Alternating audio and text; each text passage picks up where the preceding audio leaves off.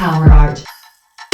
Buenos días a todos. Voy a hacer hoy un experimento dentro de estos vídeos que van entre temporadas. No va a ser un vídeo largo, va a ser un vídeo puramente objetivo para buscar un dato concreto.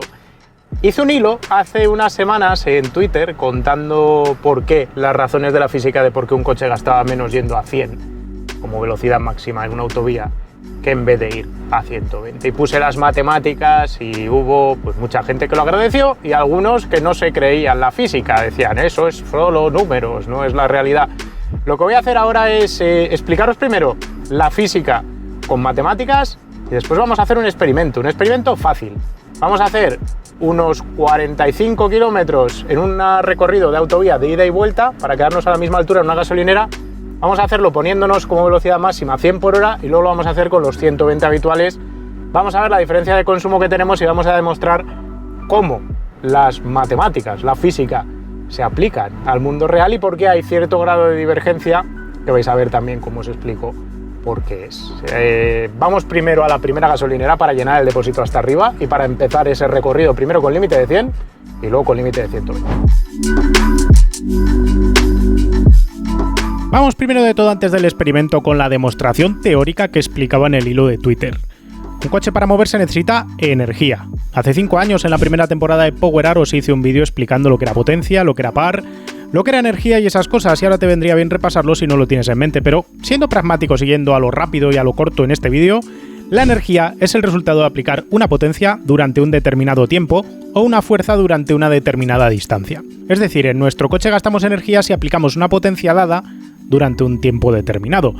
Si, por ejemplo, empleamos 30 caballos durante una hora, podemos transformar esto a julios, que es la unidad del Sistema Internacional de Medida de la Energía. Esto nos bastará multiplicando 30 caballos convertido a vatios, que son 22.371, por una hora, que son 3.600 segundos, y esto nos va a dar un resultado de 80 millones y medio de julios. Esta energía de 80,5 millones de julios sería la que necesitaríamos para conseguir que nuestro coche desarrollase esos 30 caballos durante una hora seguida.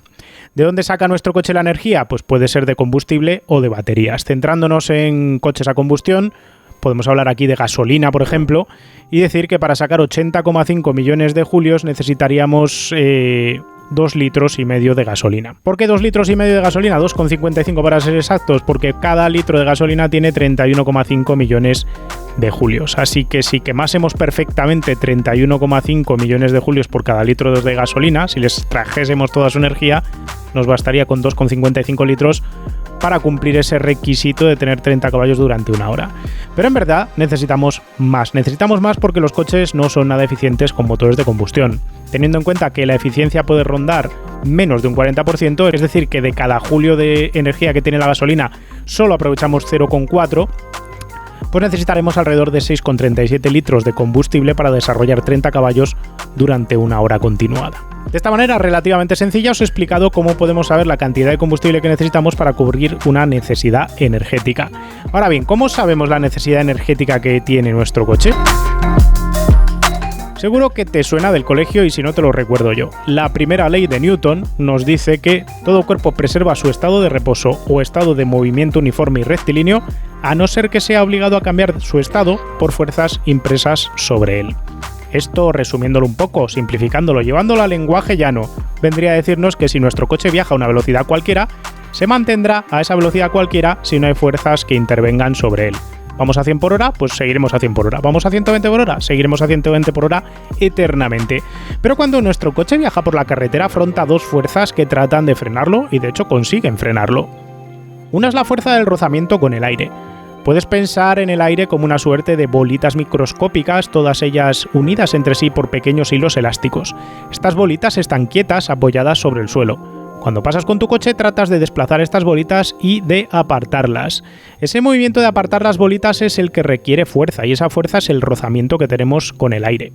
Esa fuerza de rozamiento con el aire se regula por esta ecuación que estás viendo en la pantalla, donde D es la fuerza de rozamiento con el aire, ρ que es esa letra que parece una P un poquito más redonda, es la densidad del aire, que es la cantidad de bolitas que tenemos por metro cúbico de aire, digamos. CD o CX, que es como mejor lo conoceréis seguramente, es el coeficiente aerodinámico del vehículo, que nos indica cuánto nos cuesta separar las bolitas citadas y dejarlas donde estaban originalmente tras pasar con el coche.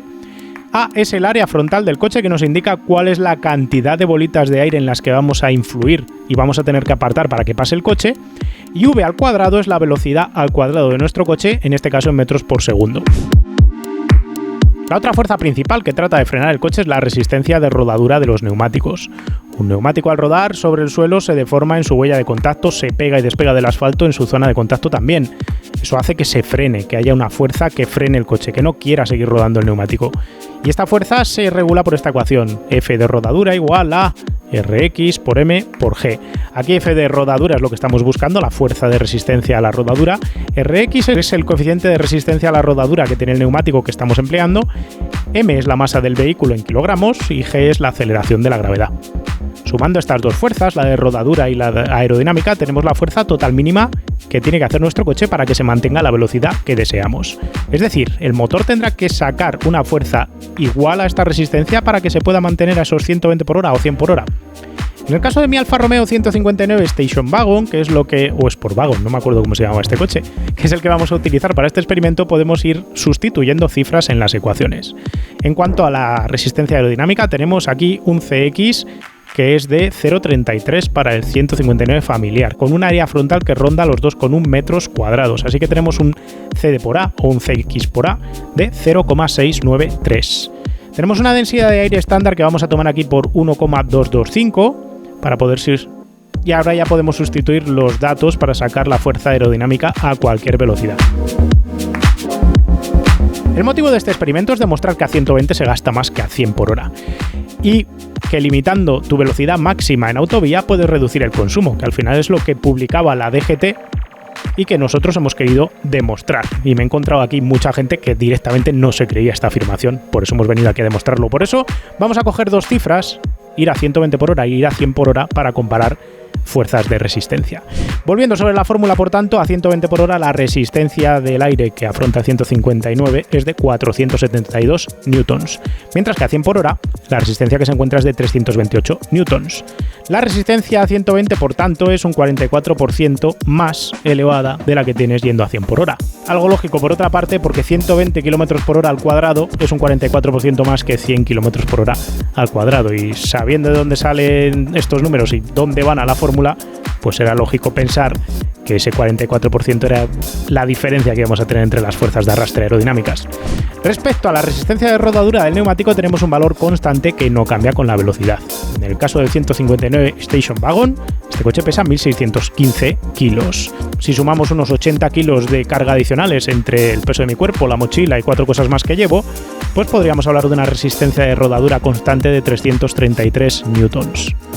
Por tanto, para ir a 120 por hora nuestro coche tiene que contar con una fuerza que empuje hacia adelante al coche con al menos 804 newtons, mientras que para ir a 100 por hora necesitamos 660, que son la suma cada uno de ellos de la fuerza de resistencia a la rodadura y la fuerza de resistencia aerodinámica. Es decir, para ir a 120 por hora mi 159 familiar necesita un 21,8% extra de fuerza respecto a la fuerza que tiene que hacer para ir a 100 por hora. Ahora tenemos que convertir estas fuerzas en energía para poder hablar de consumo energético. Y esto lo vamos a hacer con una ecuación bien sencilla. En mecánica clásica podemos definir el trabajo como el producto de una fuerza aplicada por una distancia, y el trabajo curiosamente se mide en julios, que es con lo que medimos la energía de la gasolina. En la ruta que vamos a completar con el 159 tenemos que cubrir 60 kilómetros. Os he dicho antes malo de los 44, son 60. Luego lo vamos a ver. Tenemos, por tanto, para ir a 120 por hora que aplicar una fuerza de 804 newtons a lo largo de 60 kilómetros, mientras que para ir a 100 por hora tenemos que multiplicar 660 newton por 60 kilómetros.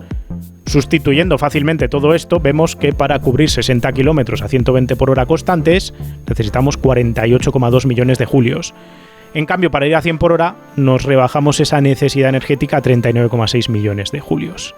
Si tuviésemos una eficiencia del 100%, estaríamos viendo que necesitamos 1,22 litros de gasóleo para ir a 120 por hora estos 60 kilómetros, mientras que con solo 1 litro de gasóleo podríamos hacer la misma distancia si vamos a 100 por hora.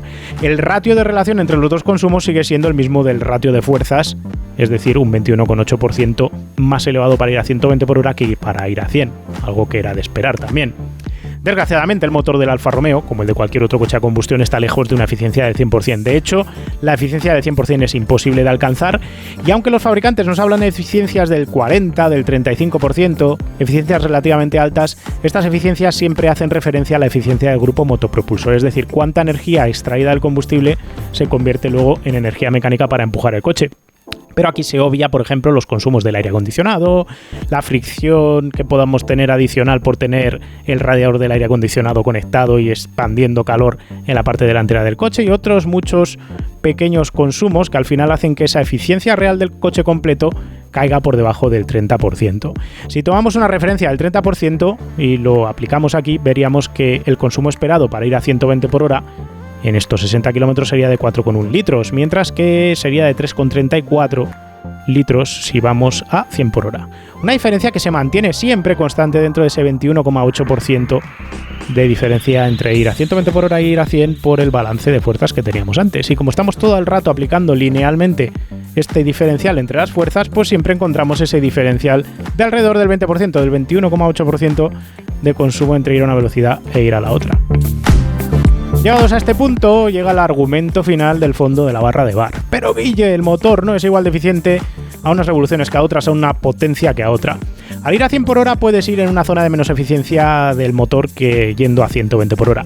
Y aunque aquí hay una pequeñísima parte de verdad que depende 100% del tipo de motor, no va a acabar de justificar el argumento de que a 120 se gaste menos, porque vais a ver que la diferencia en el mejorcísimo de los casos de eficiencia entre ir a unas revoluciones e ir a otras, ir a una carga, ir a otra, en este rango de revoluciones en el que nos estamos moviendo apenas alcanza un 1%.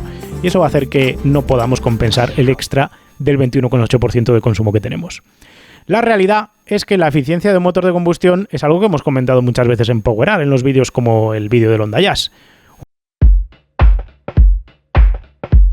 Un motor está definido por una gráfica como esta que estáis viendo en pantalla. Esta gráfica es un poco caótica, pero lo que nos viene a decir es qué eficiencia tenemos en el motor para entregar una potencia dada a unas revoluciones determinadas. Efectivamente, para ciertas circunstancias el motor puede ser menos eficiente cuando entrega menos potencia, pero como vais a ver ahora mismo de manera rápida y sencilla, en nuestro comparativo de ir a 100 o a 120 por hora, el cambio de zona de eficiencia es mínimo, o directamente inexistente en este caso, lo que no nos va a permitir recuperar un extra de energía.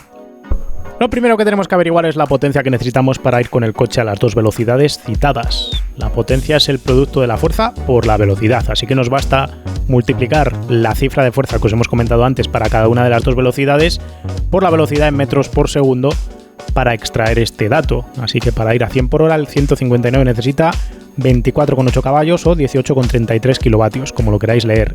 En cambio, para ir a 120 por hora necesita 36,2 caballos o 26,8 kilovatios. Ahora tendríamos que meternos en una gráfica de eficiencia por potencia y revoluciones en un motor concreto como el 1,9 JTD 16 válvulas de Alfa Romeo. Pero no tenemos esa gráfica exacta del Alfa Romeo, así que vamos a usar una gráfica genérica de un motor de otro fabricante para sacar una aproximación que luego vais a ver que es bastante correcta.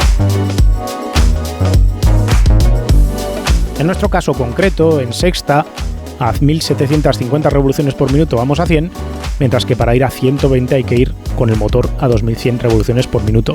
Si buscamos la curva del corte de la potencia de 18,33 kilovatios con las 1750 revoluciones por minuto, vemos que aquí el motor está trabajando en una eficiencia térmica del 37%. Para buscar qué eficiencia tenemos yendo a 120 por hora, lo que vamos a hacer es cortar una gráfica, la curva de 27 kilovatios, que la estáis viendo ahora, con las 2100 revoluciones por minuto. Y vamos a ver aquí que también estamos en una eficiencia de alrededor del 37% en cuanto a eficiencia térmica para el motor. Moraleja, con este gráfico de motor que hemos empleado, el motor es igual de eficiente a 100 que a 120 por el rango de revoluciones y carga de potencia en el que nos movemos. Puede ser que la curva real del 159 familiar diésel sea algo distinta, que lo va a ser porque es un motor diésel y tiene otro grado de eficiencia, todavía mejor que la de este coche. Pero en todo caso lo que podemos deciros es que apenas cambiaría un 1% esa eficiencia. Y con cambios de eficiencia tan pequeños no vamos a compensar jamás en la vida el extra de energía que requerimos para ir a 120 respecto a ir a 120 por hora. Bueno, pues empezamos. Acabo de llenar hasta arriba el depósito de gasolina. Ahora vamos a hacer 40 y no sé cuántos kilómetros y vamos a ver primero qué nos sale de consumo medio en el ordenador y vamos a calcular también cuánto sale. Ahora es velocidad máxima de 100 por hora. O el método científico, que es lo que estamos aplicando aquí. Ese método científico nos dice que podemos enunciar una teoría, crear una serie de fórmulas, enunciar esas fórmulas, buscar la matemática que hay detrás, pero luego siempre tenemos que acabar con un experimento para demostrar que lo que hemos calculado es real. El problema de este experimento es que realmente hemos calculado todo para ir a 100 por hora constantes o a 120 por hora constantes, pero la prueba que vamos a hacer es una mucho más efectiva, práctica y que os vale para todos, porque no voy a medir los consumos en un tramo de carretera empezando ya a la velocidad lanzada, sino que lo que voy a hacer es partir desde cero, alcanzar la velocidad consigna de crucero, que van a ser 100 o 120 por hora, y luego mantener esa velocidad. Vamos a introducir además 2 deceleraciones y una aceleración adicional porque tenemos que salir de parado de la gasolinera. Llegamos al cambio de sentido, casi 30 kilómetros más allá de la propia gasolinera donde empezamos. Ahí deceleramos y volvemos a acelerar a la velocidad de crucero, mantenemos esa velocidad de crucero y retornamos al punto de inicio. Como vamos y volvemos al mismo sitio, compensamos los 300 metros de cambio de altura que hay en el recorrido de esta ruta y también compensamos los vientos que nos podamos encontrar. Así con todo, el único factor diferencial respecto a la teoría que os hemos presentado tiene que ver con las aceleraciones y deceleraciones causadas, pero he elegido este tramo porque justo permite tener el grueso de los 60 km a velocidad sostenida sin tener que ir cambiando de velocidad. Bueno, pues he acabado ya la primera ronda. Al final eran más kilómetros de los que os había dicho, son 60,3 kilómetros, he hecho una media de consumo con ese límite de 100 por hora de 5,3 a los 100, ahora lo vamos a comprobar metiendo gasolina. En total me ha costado el viaje 40 minutos y claro, marca una autonomía ahora el coche si manteniese este ritmo de 1285 kilómetros. Velocidad media 89, entre el acelerón del principio y parar al final, pues ahí se te van esos 20 km por hora prácticamente, de 10 km por hora, perdón, de diferencia. Vamos a echar gasóleo, vamos a ver cuánto cabe, vamos a comprobar si esta medida que dice el ordenador de a bordo es cierto y repetimos el proceso ahora con 120 como tope de velocidad. Vamos a respetar todos los límites, así que hay varios cruces a 100 por hora que vamos a tener que bajar la velocidad y luego recuperar los 120 y eso también va a influir en el consumo, la verdad. Pero ahora a repostar, a echar oro líquido, que es como está ahora mismo el gasóleo. Viendo el resultado del primer test, hemos consumido, como lo habéis visto, 5,3 litros a los 100 de ordenador. Esto aplicado a una distancia de 60 kilómetros serían 3,2 litros a repostar. En el surtidor nos han cabido 3,64, una diferencia con el ordenador de consumos del 13%, que entra dentro de lo habitual en coches modernos y entra dentro de lo que suele mentir este Alfa Romeo.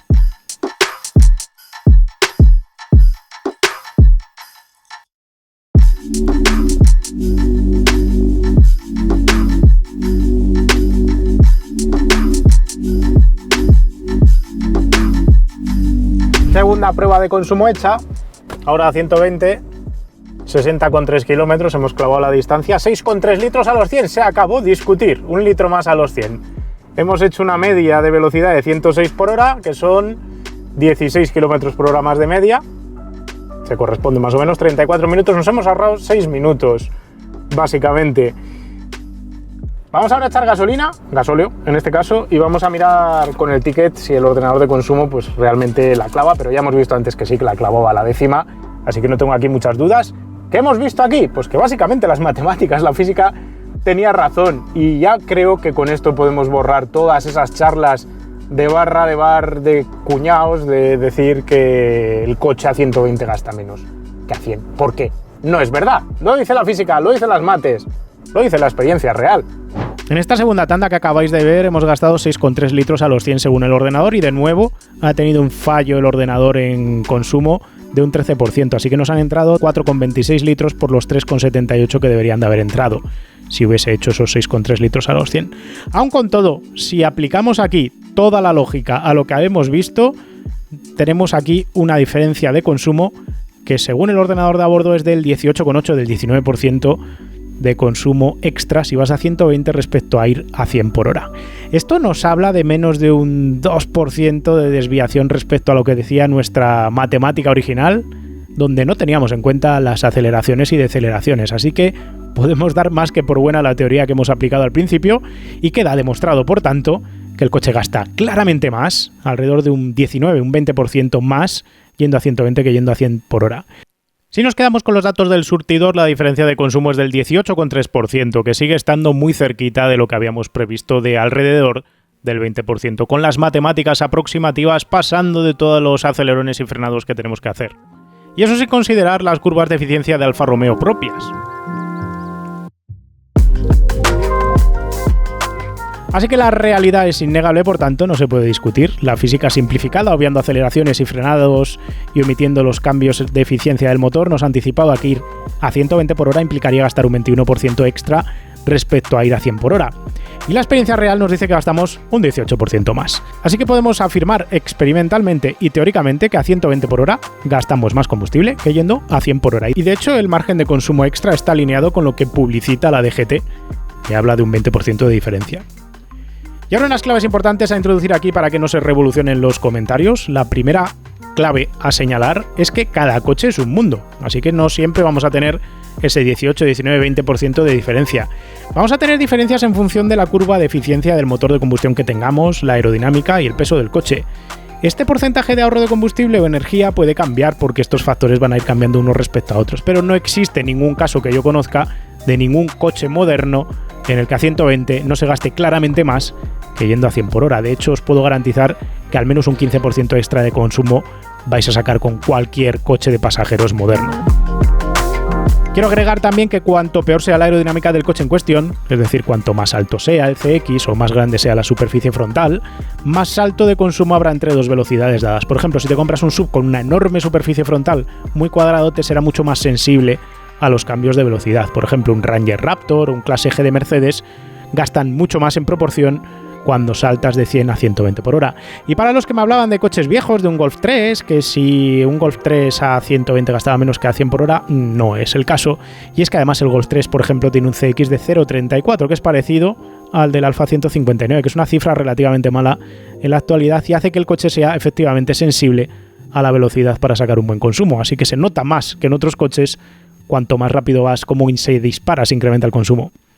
Un coche muy pesado, con buena aerodinámica, será gastón en toda circunstancia, pero será menos sensible a cambiar de velocidad de crucero, porque pesará más en su ecuación de gasto energético el hecho del factor de rodadura versus el hecho del factor de arrastre aerodinámico.